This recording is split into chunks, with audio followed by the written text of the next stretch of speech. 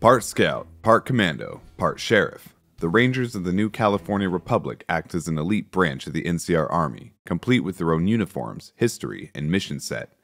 Hailing from the capital of Shady Sands, the Rangers have evolved into a highly renowned fighting force whose legendary skill echoes across the breadth of post-apocalyptic America.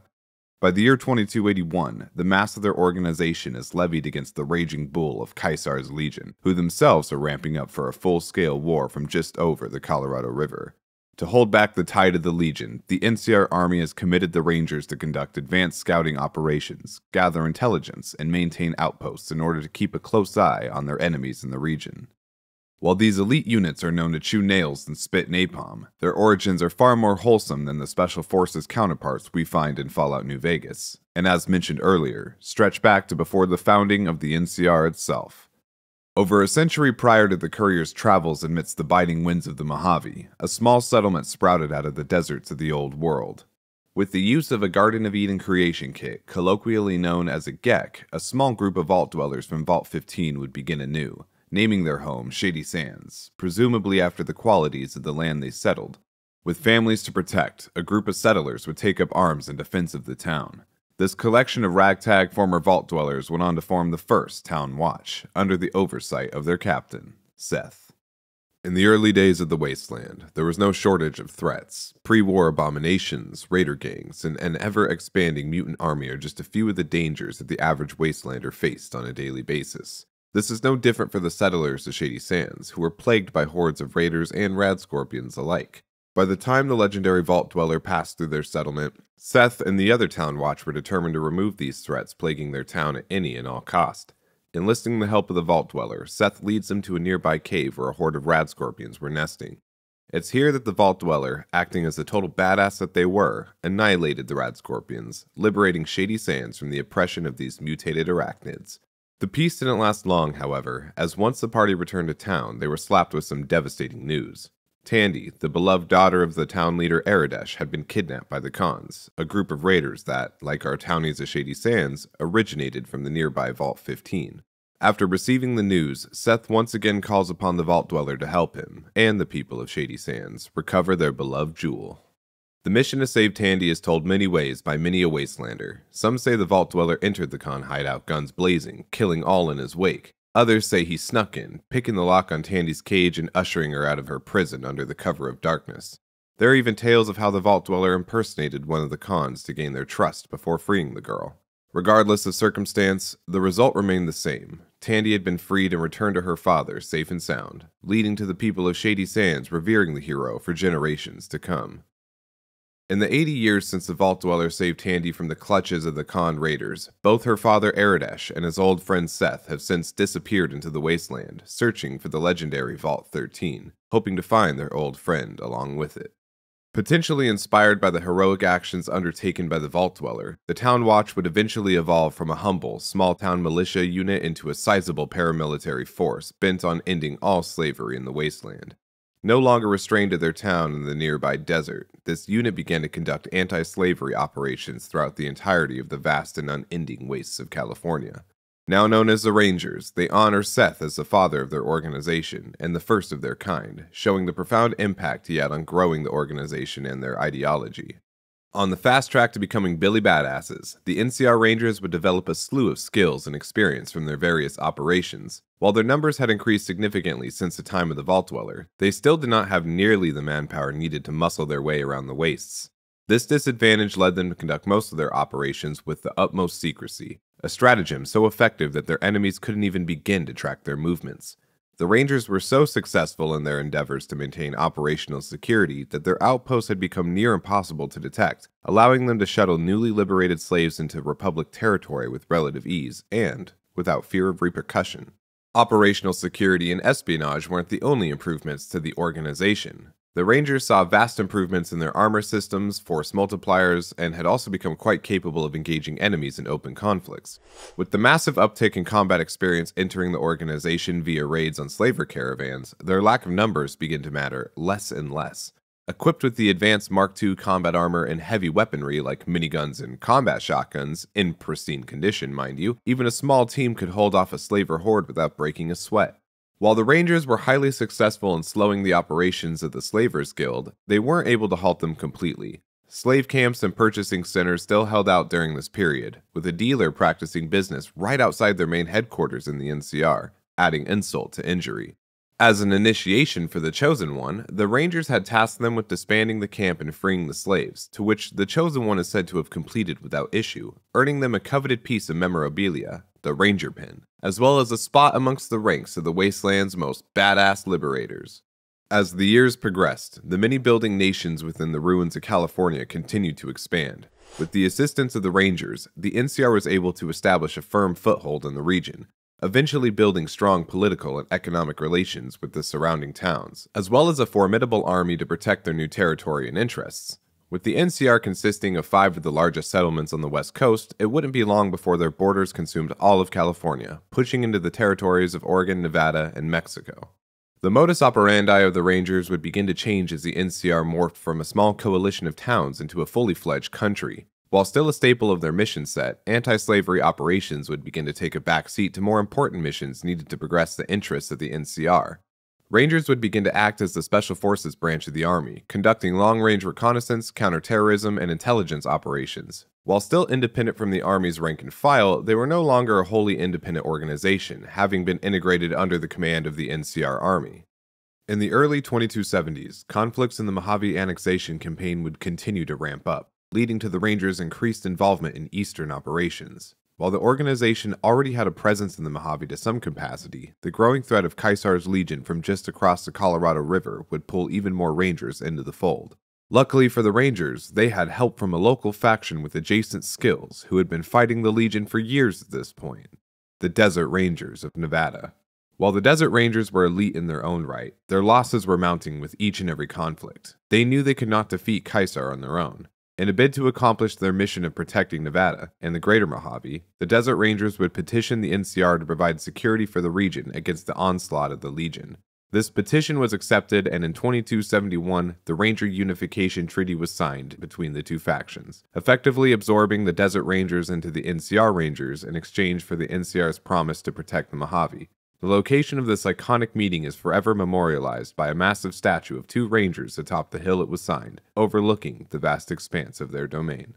Following the unification, the NCR Rangers would see a boost in their numbers and skill set, with many Desert Rangers bringing with them a plethora of intel on the Legion, including vital information on their military tactics and modus operandi, giving the NCR the edge they needed to prepare for war.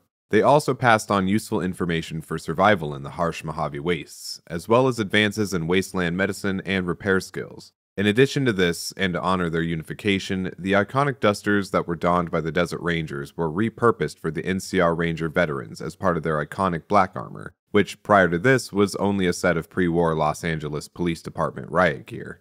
It is believed that many of the weapons utilized by the Rangers were affected not only by the unification, but the evolving mission set as well, which is why the NCR Rangers in the Mojave, veteran and otherwise, are seen utilizing more long rifles such as cowboy repeaters, brush guns, hunting revolvers, even though that's not a rifle, etc. You get what I mean. Instead of the more advanced combat shotguns, flamers, and miniguns they were using just 40 years prior. As their mission evolved into mostly scouting, observing, and reporting over direct action assaults, it would make sense that their loadouts would reflect this. Having weapons that are lighter, require less ammo, and can engage at a significant distance is far more beneficial than lugging around a heavy minigun with 500 rounds of ammunition and a massive backpack on long treks through the Mojave Desert.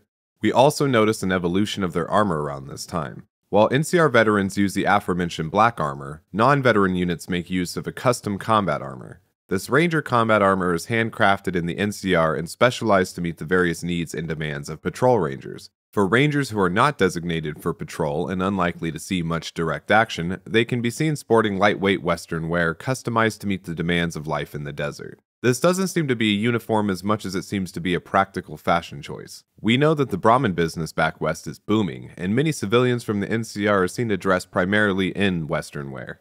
Despite a century of experience in counterterrorism, counter-slavery, and direct action, the NCR Rangers would quickly meet their match in the likes of Caesar's Legion. While the caliber of a standard Legion soldier is greater than that of any other known army in the wasteland, their skills still pale in comparison to the elite NCR Rangers, with Centurions being the only Legion soldier said to outclass them.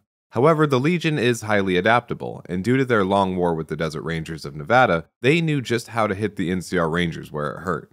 The Rangers soon found themselves embroiled in a terror war, where their fortitude and morality would be pushed to its breaking point. Caesar's Legion, utilizing their expertise for subversion and sabotage, would lure the Rangers into ambush as their primary tactic, slowly wearing them down via attrition. Due to the volunteer nature of their organization, and selection standards so high that even those who do volunteer wash out at a consistent 80% rate, any casualties in this organization deal a critical blow to the Rangers' operational effectiveness, as they are far from easily replaced. In addition to battlefield casualties, many survivors of Legion ambushes would be forcibly retired from the organization due to injuries sustained, creating an even larger gap in the Rangers' available manpower. The Legion, using these tactics, showcases exactly why they were too formidable an opponent for the Desert Rangers and their abysmal numbers. The setbacks didn't stop there, however, as the Legion began implementing the use of youngins in their terror campaign in order to force the Rangers to drop their guards, often ending in horrific trauma for all of those involved. One harrowing account from Ranger Andy documents an instance of where he encountered a little one in a closet while sweeping a house. A few years back, we get a tip that some Legion slavers were holed up in this burnt-out house a few clicks from where we were stationed. We get there and it's deserted. No sign anyone's been there. I mean, nothing. As we're leaving, I hear something behind me. I turn around and there's this kid, just skin and bone, and he's looking up at us and he's scared half to death. Been hiding in a closet. I go to grab him out of there and I notice he's holding something in his hand. Something metal. He shuts himself back in the closet and that's when I see the grenade he's left by my feet. They do it a lot, the Legion, using kids. They know we'll hesitate. Anyway, that was the first time. Second time, I fell down those stairs in front of the motel, just in case I got to thinking I'd put it all behind me. Another account from Corporal Sterling of the NCR's 1st Recon Sniper Unit details his medical retirement from the Rangers following his stint as a POW. Name Sterling, 1st Recon. Can't say I've seen you before. I'd remember if I had. Got a good memory for faces, landmarks and such too. Comes with practice, that's all, and a lot of scouting from place to place. Used to be a Ranger, one of the first they sent out east back before we took the dam. Observation and reconnaissance. We took the lay of the land, checked out the locals, and kept ourselves inconspicuous. A couple friends of mine were the first to scout the dam. That was back in '73, if I recall. A lot of those Rangers are dead now. Vegas always chewed men up. It's just a little more literal nowadays. Well, that wasn't really a matter of choice. Got myself caught by legionaries up near Malpay. They had themselves some fun with me. Mangled my hands and feet pretty good. Wasn't much good with the pistol after that. Wasn't gonna be trekking across the waste on any more long scouts either. Caesar's boys figured I wasn't going anywhere after what they'd done to me. So they didn't bother tying me up. I crawled out of there on my elbows and knees. Must have looked a sight. Then I rolled down an embankment into the Colorado. Guess I had a mind to drown rather than give Caesar's boys the satisfaction of killing me. But a couple Rangers happened to be watching from across the river. They jumped on in and pulled me out of there. Lucky break, they said. After a decade of brutal guerrilla war waged against them, the NCR Rangers would soon seize an opportunity to flip the script and deal a devastating blow to Caesar. In the year 2277, Caesar's most trusted commander, the Malpais Legate, marched his forces onto Hoover Dam. The time had come. Caesar was determined to take the megalith and push the NCR out entirely, clearing a path for his legion to march on New Vegas. This was his Rubicon. In the fight that ensued, the bear and bull clashed horn over claws for this old world wall, equaling each other in ferocity.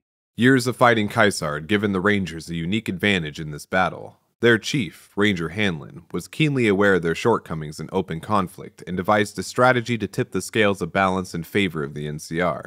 Previous encounters with the Legion had showcased the double-edged blade of their tactics, the chain of command, a factor that is one of their biggest strengths, and in this specific scenario, their fatal flaw. Hanlon ordered his Rangers and the 1st Recon sharpshooters to occupy a ridge overlooking the dam top. Knowing that the Legion was dependent on their leadership for unit cohesion, Hanlon ordered his forces to target high-ranking officers, slowly breaking down the command structure. The Malpais Legate, realizing that the sniper's nest posed a significant threat to his assault, ordered the elite Legion veteran to push through the NCR lines and nullify the sharpshooters. Little did he know, the Rangers were ready for them. Pulling back from the ridge and into the nearby town of Boulder City, the NCR Rangers, having rigged the entire city to explode, would successfully lure the Legion veterans into a trap of their own. NCR troopers on the dam top were ordered to fall to the side and let the legionaries pass. Once the mass of their forces had concentrated in the area, the city lit up like a firework. This maneuver would wipe out the majority of Legion veterans in the battle, dealing a massive blow to their efforts to take Hoover Dam. The loss of leadership and elite fighters sowed chaos amongst their ranks, and soon after, the Legion was in full retreat, rushing across the dam top and back into the wilds of Arizona. While the heroics of the Rangers would be praised for years to come, this battle was not without its cost. In an attempt to hold back the tide of the Legion, several Rangers and NCR troopers had become trapped in Boulder City. With no way out, they would resolve themselves to engage the enemy, ensuring the Legion veterans stayed put for the detonation. The sacrifices made on this day are memorialized by a monument outside the ruins of the city, where the rubble left in the wake of the explosion is so thick that many soldiers and Rangers still cannot be recovered. In the aftermath of the first battle for Hoover Dam, the majority of Ranger units in the Mojave have been deployed to the Eastern Front, where they maintain small outposts along the Colorado River.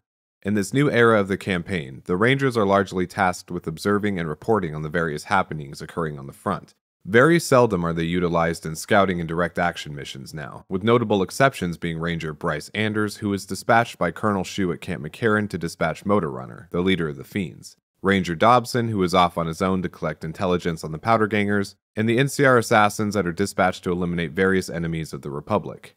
The already low number of Rangers in this region is diminishing even further as the Mojave is continuing to chip away at the ranks of the organization. The Fiends, despite their lack of training and overuse of chems, seem to have enough numbers and combat ability to cause a significant issue for the Rangers, killing 2 and a potential 3rd without the assistance of the courier. While that doesn't sound like a lot, keep in mind that the entire Mojave has something like 2 to 3 dozen Rangers in total.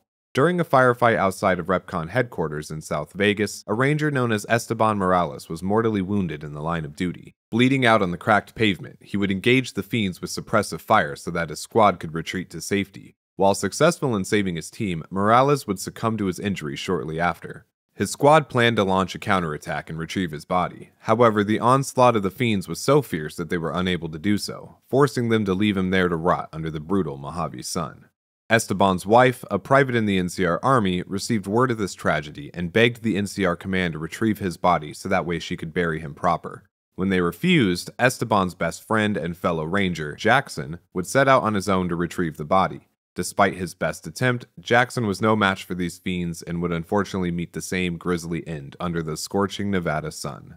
The elite training and experience sets the Rangers up to be a force of nature. However, time and time again, they fall when up against superior numbers. This was the case with Ranger Esteban and Jackson, as well as the aforementioned Ranger Anders, who, in his attempts to assassinate Motor Runner in Vault 3, catches a bullet in the leg and is forced to retreat, despite taking out a dozen of these psychopathic fiends on his own. Ranger Anders' leg wound becomes infected, an unfortunate situation which will absolutely kill him without urgent medical attention. Attention he will not receive without courier intervention, ultimately adding to the irreplaceable casualties inflicted upon the Rangers. As if these deaths aren't tragic enough, the Legion manages to inflict a devastating blow by attacking Ranger Station Charlie just south of Novak, completely wiping out every Ranger in the station, with the exception of one that is taken prisoner, assumed to be Ranger Stella, the final combatant in the Legion arena. All of these tragic deaths combined with Ranger Hanlon's falsifying of field reports leaves the NCR Rangers in a terrible position by the events of Fallout New Vegas. Outgunned, undersupplied, or oversupplied but with the wrong items, underutilized, and operating with incorrect intel. Despite their bleak situation, hope is just beyond the horizon. As an inevitable second battle for Hoover Dam draws near, NCR High Command redeploys their force of veteran Rangers from Baja, where they were supposedly chasing ghosts. The Ranger vets make their way through Dayglow to the Mojave in order to reinforce key strategic positions. After having served 20 years in the organization and proven to be as silent as a shadow and as ferocious as a Deathclaw, a veteran Ranger is honored not just with the legendary black armor, but also a unique pistol known as the Ranger Sequoia. Chambered in 4570, this absolute powerhouse revolver can put anything short of a Yaoguai down with a single round. It is also beautifully decorated with engravings of the Ranger logo, text stating "for honorable service," referencing their 20 years in the unit, and presumably their unit motto, "against all tyrants." While not explicitly stated to be such, considering their faction origins of anti-slavery and the context to which we find the text on the pistol for their dedicated service, it stands to reason that it may just be. Also consider that they are parallels to the real-world American Army Special Forces, whose motto is to free the oppressed. Pretty on the nose, in my opinion. The mission set for veteran Rangers are slightly different than their patrol counterparts. While Ranger vets can be seen manning outposts and guard towers like the patrol Rangers, they are utilized more for protection and direct action missions. Veteran Rangers typically comprise the majority of an NCR hit squad, either hunting down the courier for their egregious deeds against the Republic or assisting the courier in breaking through enemy lines. They are also chosen exclusively to guard the president of the NCR on his visit to Hoover Dam, showcasing their elite skill in threat detection and dispatchment. Upon arrival, the veteran Rangers are scattered throughout the various outposts in the Mojave and centered in Camp Gulf, the Rangers' headquarters. It's notable that the amount of veteran Rangers that are deployed in the Mojave nearly equal the amount of patrol Rangers, implying that a not insignificant portion of the NCR Ranger organization are elite-level veterans equipped with the best weapons and armor the Republic can provide. These added numbers greatly increase the unit's combat effectiveness in the region, even if they are fated to stand around and look east all day, waiting for the Legion to make their move. From their humble origins as Shady Sands Security to the NCR's premier special operations unit, the Rangers have seen it all. A century of constant wars honed them into a sharpened blade, ready to be wielded against nations. Will they succeed yet again in the second battle for Hoover Dam, or crumble against the might of Caesar's Legion? That remains up to you, Courier. Choose wisely.